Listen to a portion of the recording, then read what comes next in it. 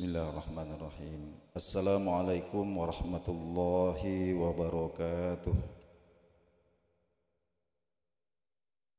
Alhamdulillah wassalatu wassalamu ala sayyidina Rasulillah Muhammadin ibni Abdillah wa ala alihi wa sahbihi wa man walahu, amma ba'd. Bapak Ibu, saudara dan saudari sekalian jamaah subuh rahimakumullah. Kembali subuh hari ini kita bersyukur memuji kepada Allah Subhanahu wa taala atas limpahan nikmat, hidayah dan rahmatnya sehingga kita dikumpulkan kembali setelah sholat subuh. Kita bermajelis sebentar sambil menunggu datangnya waktu isyraq. Hadirin rahimakumullah, salah satu karakter umat ini, umat akhir zaman ini, disebutkan oleh Allah Subhanahu wa taala dalam Al-Qur'anul Karim, wa kadzalika ja'alnakum ummatan wasata. Demikianlah kami menjadikan kalian sebagai umat dengan karakter wasatiyah. Wasatan ini maknanya adalah pertengahan, tidak ekstrim kanan, tidak juga ekstrim kiri, tapi ada di tengah-tengah. Dan memang kalau kita perhatikan dalam kehidupan kita, posisi mana kira-kira yang paling baik? Kalau kita sedang menonton pertandingan bola di stadion, maka tentu posisi yang paling baik adalah posisi di tengah.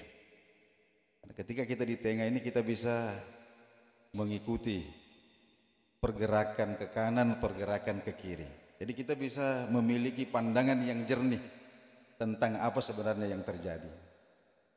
Begitu juga ketika kita duduk di hadapan meja makan, maka posisi yang terbaik adalah di tengah-tengah, karena kita tidak perlu menjulurkan tangan kita untuk terlalu jauh untuk mengambil hidangan yang ada di ujung meja. Begitu juga kita tidak perlu meminta tolong orang untuk membawakan atau memberikan hidangan kepada kita karena posisi ini. Karena itu wasit, tentu kita tahu nih istilah wasit. Ini dari kata-kata wasatan, ini wasit. Jadi wasit itu disebut wasit. Kenapa? Karena posisinya di tengah-tengah.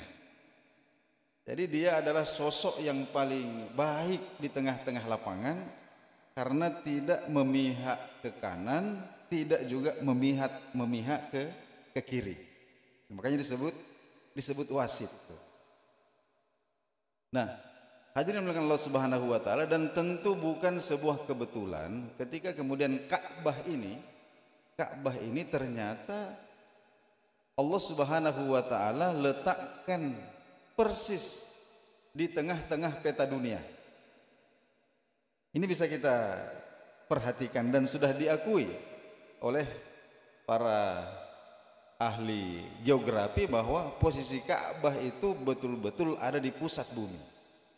Nah, tentu ini bukan suatu kebetulan. Oleh karena itu, hadirin yang dimuliakan, jika kita perhatikan ajaran-ajaran Islam dengan ketiga aspeknya, dalam masalah akidah, dalam masalah syariat, dalam masalah akhlak, maka kita akan melihat sebuah fakta bahwa ajaran Islam ini ada di pertengahan. Saya berikan contoh umpama masalah ketuhanan. Manusia ini ada yang berkeyakinan banyak Tuhan, banyak pribadi-pribadi yang diyakini sebagai Tuhan. Ini namanya politeisme. Ada juga yang ekstrim, tidak memiliki keyakinan tentang adanya Tuhan. Mereka yakin bahwa Tuhan itu tidak ada. Tuhan itu ada karena kita yang bikin. Tuhan itu ada karena kita yang pikir ada. Tapi hakikatnya sebenarnya tidak ada. Ini disebut ateisme. Jadi ada politeisme yang berkeyakinan banyak Tuhan, ada juga ateisme yang berkeyakinan tidak ada oknum Tuhan. Maka Islam itu ada di tengah-tengah itu. Islam mengajarkan kepada kita ketuhanan yang Maha Esa. Qul huwallahu ahad. Esa di sini maknanya adalah yang pertama, Allah itu zatnya tidak tersusun dari bahagian-bahagian seperti makhluk. Kemudian yang kedua, Esa itu maknanya Allah itu tidak berbilang, tidak ada duanya, tidak ada yang serupa dengan Dia. Kita beralih lagi ke masalah perbuatan manusia. Manusia ini apakah statusnya seperti daun-daun kering yang ditiupkan oleh angin, yang tidak punya daya untuk memilih arah? Apakah dia mau ke timur atau mau ke barat? Atau apakah manusia ini adalah individu yang bebas menentukan apa yang hendak dia lakukan? Ada pemikiran yang ekstrim ke kanan bahwa manusia itu bebas. Dia bebas dan memiliki kehendak yang lepas dari tekanan siapapun. Dia bebas untuk melakukan apapun yang dia inginkan. Tapi ada juga yang ekstrim ke kiri, yang memiliki keyakinan bahwa manusia itu hanya seperti robot yang dikendalikan. Jadi semua perbuatannya itu di luar kendalinya, seperti daun-daun yang ditiupkan angin. Tapi Islam mengajarkan kita sikap pertengahan, bahwa ada hal-hal tertentu yang manusia tidak punya pilihan. Nah, di situ kita ikut kepada kehendak Allah Subhanahu wa taala. Tapi dalam banyak hal manusia juga diberikan kekuatan, kemampuan untuk memilih ketika dihadapkan kepadanya dua hal. Dan karena pilihannya itulah kemudian manusia akan dimintakan pertanggungjawaban. Ini contoh. Sekarang kita berpindah ke dalam masalah akidah, ke dalam masalah ibadah. Dalam masalah ibadah ini, hadirin belakang Allah Subhanahu wa taala, baginda Nabi Shallallahu Alaihi Wasallam adalah contoh yang terbaik. Pernah datang 3 orang pemuda bertanya kepada Sayyidah Aisyah, bagaimana Nabi Shallallahu Alaihi Wasallam ibadahnya? Maka kemudian salah seorang di antara mereka mengatakan, saya akan berpuasa setiap hari.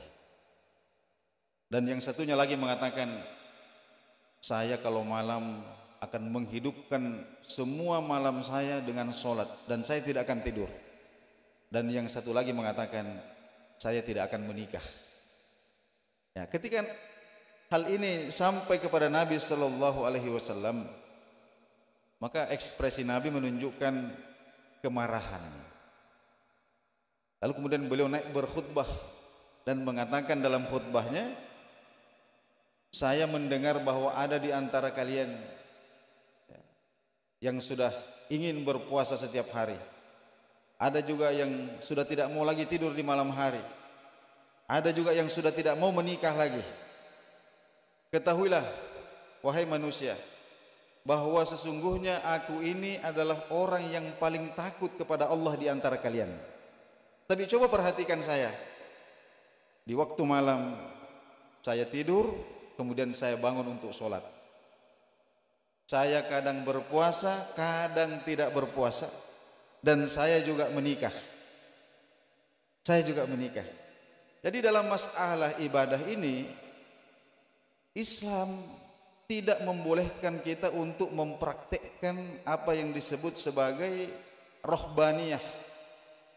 betul-betul memutus dunia, tidak memperhatikan lagi kebutuhan-kebutuhan jasmani. Ini oleh Islam tidak diperkenankan. Tetapi di satu sisi atau di sisi yang lain, Islam juga tidak membebaskan manusia dari beribadah sama sekali. Tetap ada beban-beban ibadah yang ditaklifkan. Tapi bukan berarti kemudian bahwa kita harus melupakan atau meninggalkan kebutuhan-kebutuhan jasmani kita di dunia ini. Nah, ini contoh-contoh. Kita lihat juga dalam masalah hubungan antara laki-laki dan perempuan. Ada ajaran yang tidak memperbolehkan atau mengharamkan pernikahan sama sekali. Kita mengenal ada agama yang mengajarkan praktek kebiri. Jadi laki-laki ini dikebiri supaya tidak berhubungan dengan perempuan, dan alasannya itu adalah alasan spiritual. Karena tidak mungkin katanya dia bisa mencapai kedudukan spiritual yang paling tinggi kalau dia masih memiliki hasrat kepada perempuan. Ada yang seperti itu. Dan di sisi yang lain ada juga yang ekstrim sebaliknya. Dia membebaskan laki-laki dan perempuan tanpa ikatan. Nah, Islam ini ada di tengah-tengah. Jadi Islam tidak mengharamkan pernikahan, Islam membolehkan pernikahan, Islam juga tidak melarang perceraian. Islam tidak melarang perceraian. Ada agama yang melarang bercerai. Sehingga kadang-kadang ada suami istri yang sudah bertolak belakang sama sekali. Tapi karena agama mereka melarang bercerai, mereka tidak bisa juga bercerai. Sementara kehidupan rumah tangganya ini sudah diambang kehancuran, sudah jauh dari kebahagiaan. Adapun Islam membolehkan kalau memang sudah tidak bisa dipertahankan lagi, maka bercerailah kalau itu merupakan salah satu-satunya solusi. Tapi di sisi yang lain, Nabi juga mengatakan bahwa abghadul halali indallah at-talaq, bahwa seburuk-buruk perbuatan halal yang boleh dilakukan oleh manusia itu adalah talak. Ini Islam. Nah, begitu juga dalam aspek akhlak. Dalam masalah hawa nafsu ini, Islam tidak mematikan hawa nafsu. Tapi Islam ini membatasi. Hanya membatasi saja. Sebab ketika hawa nafsu ini dimatikan, maka manusia tidak akan bisa merasakan kebahagiaan. Tapi ketika hawa nafsu ini juga dibiarkan bebas semaunya saja, maka manusia akan berada di dalam kehinaan. Begitu juga kita perhatikan dalam masalah akhlak, hadirin dimuliakan Allah Subhanahu wa taala. Islam mengajarkan kepada kita akhlak pertengahan. Kalau kita mencintai sesuatu, Islam mengajarkan cintailah sedang-sedang saja. Kita membenci sesuatu, maka bencilah sedang-sedang saja. Karena boleh jadi yang kamu cintai itu sebenarnya tidak baik bagimu, dan tidak kecil juga kemungkinan yang kamu benci itulah sebenarnya yang baik bagimu. Jadi mencintai sedang-sedang saja, membenci juga sedang-sedang saja. Begitu juga dalam masalah menginfakkan harta. Dalam Al-Quran Allah Subhanahu wa taala berikan arahan kepada kita. Wala taj'al yadaka maghlulatan fi unukik wala tabsutha kullal bast fataq'uda maluman mahsura. Ketika membelanjakan harta, Allah mengajarkan jangan mengikat kedua tanganmu di lehermu. Maksudnya jangan bersikap ekstrim, terlalu kikir, terlalu bakhil. Wala tabsutha kullal basti, tapi jangan juga boros. Jadi jangan ekstrim kikir, jangan juga ekstrim boros. Sebab ketika kamu kikir, kamu akan tercela. Ketika kamu boros, kamu akan menyesal. Ini diajarkan dalam masalah membelanjakan harta. Islam juga mengajarkan kepada kita bahwa keberanian itu ada di antara nekat dan penakut.